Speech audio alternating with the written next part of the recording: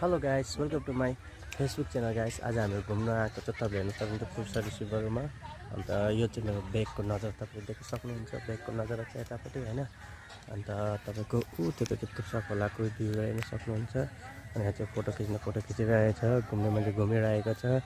यता चाहिँ यहाँ मेरो कान्छीले चाहिँ मोमो खान्छ। हेलो भन। यहाँ आइसक्रिम खाँदैछ उसले। Hello hi. यो चाहिँ भेनिला आइसक्रिम हो होइन। अन्त हामी चाहिँ फिलहालमा घुम्न आएको छौँ यता।